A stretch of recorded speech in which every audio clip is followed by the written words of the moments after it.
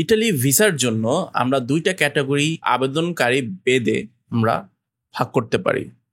প্রথমত, যারা ইটালির সব কিছু করে ফেলছেন, মানে আপনি আপনার পাসপোর্ট বা ইটালির কাগজপত্র আপনি বিএফএস গ্লোবালে জমা দিয়ে দিয়েছেন। আর আরেকটা গ্রুপ হচ্ছে যারা এখনো কাগজপত্র জমা দিতে পারেননি বিকজ আপনি অ্যাপয়েন্টমেন্ট ডেট পাচ্ছেন না। এই দুইটা ক্যাটাগরি, রাইট? তো আমি আজকে ভিডিওটা করবো এই দুইটা ক্যাটাগরি বাদ দিয়ে। এটা ক্যাটাগরি, একটা ক্যাটাগরি যদি বলি তাহলে এগুলা প্রসেসিং চলতেছে আপনাদের সব কিছুই।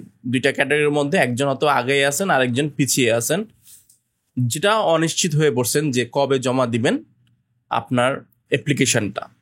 আমি আজকে ওই ক্যাটাগরি নিয়ে কথাই বলবো না। আজকে আমি ক্যাটাগরি করবো আরেকটা ক্যাটাগরি আছে যেটা ইটালির আবেদন প্রক্রিয়ার সম্বন্ধে জানতে চায়।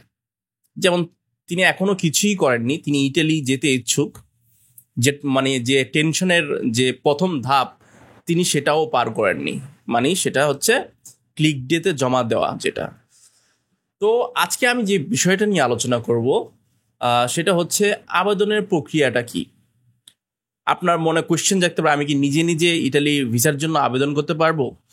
এই কোয়েশ্চেন কিন্তু অনেকেই জাগে। তো প্রথমত আমি এই কোয়েশ্চেনটার উত্তরটা দিয়ে নিই। সেটা হচ্ছে আপনি নিজে নিজে কখনোই অ্যাপ্লাই করতে পারবেন না ইটালি ভিসার ক্ষেত্রে, বিশেষ করে ইটালি ভিসার ক্ষেত্রেই। কেন? বিকজ ইটালি ভিসার জন্য আপনাকে অবশ্যই ইটালির একজন লয়ার ধরতে হয় এবং সেখানে উপস্থিত সেই লয়ারের মাধ্যমে আপনার যে মালিক আছে, মানে যার নিকট থেকে আপনি ওয়ার্ক পারমিটটা নেবেন বা নুলস্থাটা নেবেন, তার নিকট সর্বদা যোগাযোগ রাখতে হয়। ঠিক সেই কারণেই আপনার একজন তৃতীয় পক্ষের নিকট আপনার প্রয়োজন পড়ে আপনার কাগজপত্রগুলো গোছানোর জন্য। কাগজপত্র বলতে তেমন কিছু লাগে না, সেটা হচ্ছে আপনার পাসপোর্ট কপি হলেই আপনি ইটালি ভিসার জন্য আবেদন করতে পারবেন। তবে শর্ত হচ্ছে সে আবেদনপত্র জমা দেওয়ার জন্য আপনার একটা ক্লিক ডে লাগবে। এখন আপনি জানতে চান যে ক্লিক ডেটা কি? ক্লিক ডেটা হচ্ছে গ্যাজেট আকারে প্রকাশ করে যে এত এত কর্মী নেওয়া হবে ইটালির ভিসা আবেদনের ক্ষেত্রে। তখন সেটা একটা ডেট ফিক্স করা হয়। সেই ডেট ফিক্সের আগে থেকেই লয়ার করে কি, আপনার যে আবেদনগুলো আছে, আপনি তো একা আবেদন করবেন না, আরও অনেক মানুষ আছে আবেদন করবে কোটা ভিত্তিতে। তো সেক্ষেত্রে সেই কোটাগুলা প্রক্রিয়াজাত করার মাধ্যমে, মানে আবেদনগুলো প্রক্রিয়া করার মাধ্যমে আগে রেডি করে রাখে এবং ক্লিক ডেতে সেটা সাবমিট করে। ঠিক আছে? তারপরে সাবমিট করার পর একটা রিসিভূত পাওয়া হয়, সেই রিসিভটা আপনাকে দেওয়া হয়। রিসিভূত পাওয়ার পরে আপনার মনে করেন যে আমার ইটালি ভিসা হয়ে যাবে। এটা আসলে সম্পূর্ণ ভুল ধারণা। বিকজ অনেক ব্যাপার স্যাপার আছে, যেমন আপনার যে ক্লিক ডে আছে, সেই ক্লিক ডেতে আপনার টাইমিং কিভাবে হয়েছে এবং কোন টাইমে আপনি দিতে পারছেন জমা, এবং আপনার মালিকের কাগজপত্র কতটা শক্তপোক্ত আছে, কতটা সঠিক আকারে সেটা পূরণ করছেন, সেসব জিনিস ডিপেন্ড করে। এখন সবাই এই রিসিভূতা পাওয়া মানেই আপনি সবাই ওয়ার্ক পারমিট পাবেন বা ইটালির ভিসা দিয়ে ইটালি চলে যাবেন, এরকম কোনো কিছুই না। আমরা যে জিনিসটা চিন্তা করে ভুল করি, যখন আমরা রিসিভূতা পেয়ে যাই মনে করি যে আমার নুলস্তা উঠবেই, এই ওয়ার্ক পারমিট উঠবেই। এই জিনিসটা চিন্তা করে আমরা আমাদের যে থার্ড পার্টি আছে তাদেরকে একটা প্রেশার ক্রিয়েট করি, এবং যারা অসৎ আছেন তারা কিন্তু সেটা ফর্জ করে এবং নকল করে আপনাকে নুলস্তা দিয়ে থাকতে পারে। এবং যেটা বিগত বছরের অভিজ্ঞতা থেকে, এবং ইটালি অ্যাম্বাসিও বলছে যে অনেক, প্রায় 5টার মধ্যে একটা নুলস্তা জাল বের হইতেছে। তো এটা বোঝা যায় যে অনেকেই এই রিসিভূতা পেয়ে মনে করে তার নুলস্তা আসবে। সেজন্য আমরা করি কি, এই যে 2-3 মাস যে একটা গ্যাপ থাকে, আপনি রিসিভূতা পাওয়ার পর 1 থেকে 2 মাস সময় লাগে আপনার নুলস্তা উঠতে। বাট এটা সম্পূর্ণ ডিপেন্ড করে আপনার ইটালির যে এলাকায় হয়ে আপনি নুলস্তাটা বের হবে সেই এলাকার উপর। বিকজ কিছু কিছু এলাকায় আছে সেখানে 8-9 মাস লেগে যায়। ঠিক আছে? সেটা ডিপেন্ড করে সেই অঞ্চলের উপর যে আপনার নুলস্তাটা কবে বের হবে। এখন যে বলবে যে আপনি যেহেতু আবেদন করছেন এবং নুলস্থান পাবেনই, তাহলে কিন্তু সন্দেহ একটা ব্যাপার আছে। বিকজ এটা একটা লটারির মাধ্যমে হয়ে থাকে। সেই লটারির মাধ্যমে আপনি এই নুলস্থাটা পেয়ে থাকেন। যদি আপনার অ্যাপ্লাই হয় 1.5 লাখ, আপনার নুলস্থ উঠবে 20,000। বুঝতে হবে এটা শুধু বাংলাদেশের জন্য না। তো এটা আমি বারবারই বলি, এই ক্লিক ডে হোক, এই আবেদন তো শুধু বাংলাদেশের জন্য না, আরও সম্ভবত 8-9টি দেশ আছে। সেই টোটালি সেই 1.5 লাখ একটা কোটা দেওয়া হয়, এবং সেই কোটা অনুযায়ী বাংলাদেশের ভাগ হয়তো 20,000-এর বেশি ওঠার কথা না। বাট এখন প্রশ্ন আসতে পারে তাহলে এত নুরস্তা কিভাবে বের হয়? ওই যে বললাম যে জাল হয়ে থাকে। আচ্ছা, তারপর আমরা একটু আগাই। যদি আপনি ধরেন রিসিট বুতা পেলেন, এই রিসিট বুতা মানে আমি আগেই বলছি যে আপনি ভিসা পাবেন এমন কিছু না, ওখানে লেখাই থাকে। এটা ভিসা পাওয়ার ক্ষেত্রে কোনো অবদানই নেই রিসিট বুতার ক্ষেত্রে। রিসিট বুতা পাওয়ার পর আপনার থার্ড পার্টি বলবে একটু সময় নেবে আপনার কাছ থেকে 2 থেকে 3 মাসের, এবং সেই সময় আমরা পাগল হয়ে যাই, সেই থার্ড পার্টির নিকট বারবার কল দেই যে আমার নুরস্তা উঠছে কি না। বাট একটা জিনিস বুঝতে হবে, নুরস্তা যদি উঠে থাকে যে আপনি পাগল হতে হবে না, সে পাগল হয়ে যাবে আপনারকে নুরস্তাটা দেওয়ার জন্য, বিকজ নুরস্তাটা নিতে কিন্তু আপনাকে একটা টাকা অ্যামাউন্ট দিতে হবে। এটা না বললেও বলতে হয়, হ্যাঁ এটা আপনার দিতেই হবে, না দিলে সমস্যা হয়। বিকজ এই নুরস্তাটা লয়ারের কাছ থেকে এবং মালিকের নিকট থেকে কিছু টাকা দিয়ে তাদের কাছ থেকে নিতে হয়। কিছু টাকা বলতে আপনারা ধরে নেন প্রায় 50% টাকা দিয়ে অনেকে নেয়। যাই হোক, সেটা আমি ওই সেক্টরে যাচ্ছি না, যেহেতু এটা সেন্সিটিভ একটা বিষয় টাকা পয়সা, তো সেই পথে যাচ্ছি না।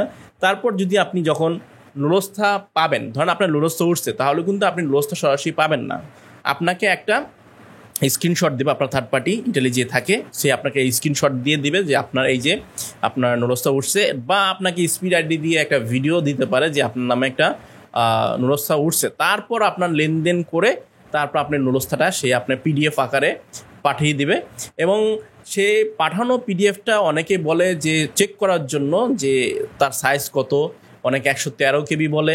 আসলে এইসব আমি ওই ডিটেলসে যাচ্ছি না, ঠিক আছে। যে আপনার আত্মীয় স্বজন, এমন একটা আত্মীয় স্বজন আপনাকে সিলেক্ট করবেন, সেই যেন আপনাকে জাল কোনো কিছু না ধরায়, এমন আত্মীয় স্বজনের কাছেই কিন্তু আপনি যাবেন। জাল করলে অনেকভাবেই সে করতে পারে যদি আপনার অপরিচিত হয়ে থাকে। এই জিনিসটা আমি বারবার বলি, নুরস্থার ব্যাপারে কারো থার্ড পার্টি যদি আত্মীয় স্বজন না হয় তাহলেও কিন্তু আপনি একটা রিস্কে থাকবেন। ট্রাই করবেন আত্মীয় স্বজনের হাতেই সেগুলো দিতে, যেহেতু আপনার পাসপোর্ট একটা ইম্পর্টেন্ট একটা বিষয়, এবং আপনি সব কিছু জেনে শুনেই তার নিকট কিন্তু আবেদন করছেন, এবং তাকে সেই ভরসাটা আপনার রাখতে হবে, এবং সে ভরসাটা সে যেন নষ্ট না করে সেটার দিকে খেয়াল রাখবেন। ওকে, ধরে নিলাম আপনি নুরস্থা পেয়েছেন। এখন নুরস্থা পাওয়ার পর আপনার করণীয় কি? এখানে দুইটা বিষয় আছে। প্রথম বিষয় হচ্ছে, যারা আপনার থার্ড পার্টির নিকট দিচ্ছেন তারা কিন্তু একটা এজেন্সির হাতে হ্যান্ডেল করে থাকে। সেই এজেন্সির আন্ডারে সব কিছু আপনার নুরস্থা পাওয়ার পরে যে পরবর্তীতে স্টেপ আছে, যেমন অ্যাপয়েন্টমেন্ট নেওয়া, সেগুলো হ্যান্ডেল করে থাকে। আর একটা পদ্ধতি আছে, নুরস্থা পাওয়ার পর আপনার যে থার্ড পার্টি আছে সেই থার্ড পার্টি আপনার নিকট সরাসরি আপনাকে নুরস্থা দিয়ে দেয়, এবং তারপর তার দায়িত্ব শেষ এবং আপনি অ্যাপয়েন্টমেন্টের দায়িত্ব তাকে দিয়ে দেয়। এখন এখানে দুইটা ফ্যাক্টর আছে। প্রথম পদ্ধতিটা ভালো যদি এজেন্সি ধরে থাকে, বিকজ তারা সব কিছু হ্যান্ডেল করবে, কীভাবে অ্যাপয়েন্টমেন্ট নেবে, বিকজ তারা একটু অভিজ্ঞতা সম্পন্ন হয়ে থাকে। আর দ্বিতীয় জনের কথা বলি, তারা একটু যেহেতু নিজের উপরে প্রেশার এসে পড়ে, যেহেতু আপনি যাবেন, আপনাকে কীভাবে অ্যাপয়েন্টমেন্ট নিতে পারে সেটা আপনার উপরে ডিপেন্ড করে। তারপর আপনি ইমেল করে অ্যাপয়েন্টমেন্ট নেওয়ার জন্য আপনি দিয়ে দিলেন, এখন আপনার একটা অপেক্ষা করার পালা। এখনও আবার অপেক্ষা, আপনাকে 3 থেকে 4 মাস অপেক্ষা করতে হয়, এখন তো আরও বেশি।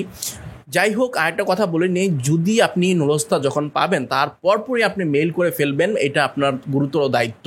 বিকজ এটা করলে হবে কি, আপনার নুরস্থার মেয়াদ যে 6 মাস থাকে সেটা আর আপ হবে না, মানে সেখানেই স্টপ হয়ে যাবে মেইল করার ফলে।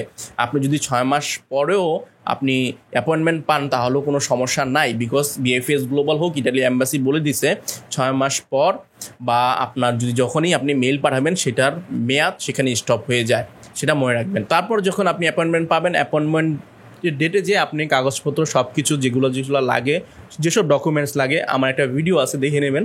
এবং যারা অ্যাপয়েন্টমেন্ট নিজে নিজে নিতে চাচ্ছেন তারা মেলের মাধ্যমে কীভাবে নেবেন সেই ভিডিও আমার দেওয়া আছে উপরের লিঙ্কে বা ডিসক্রিপশন বক্সে আমি দিয়ে দেবো, তো সেগুলো আপনারা চেক করে রাখবেন।